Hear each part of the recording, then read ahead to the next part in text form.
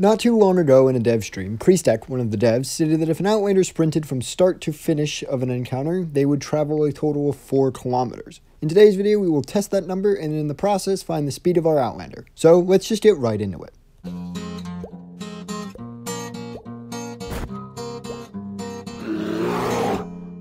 Before we can do anything, we have to find a flat area so that way our measurements of speed and stuff are not messed up that much by height.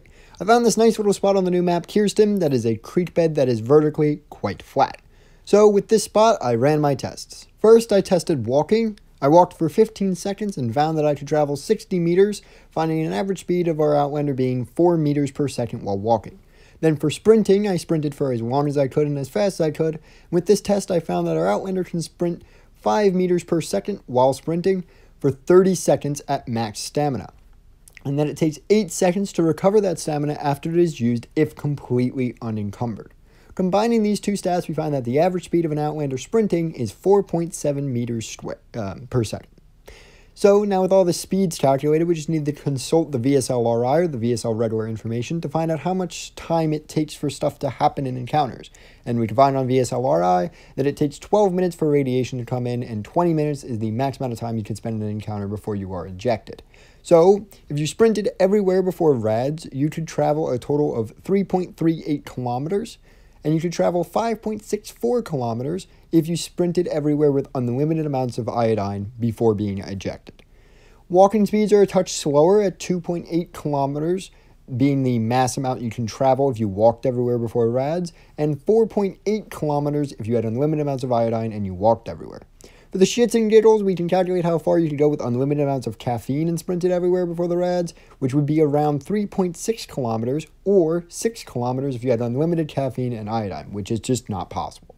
A lot of these max numbers approach 4 kilometers, but they don't really get there. I think Prystk just rounded his number to the nearest whole, so that way it was easy for the community to understand, really just generally speaking, the ballpark.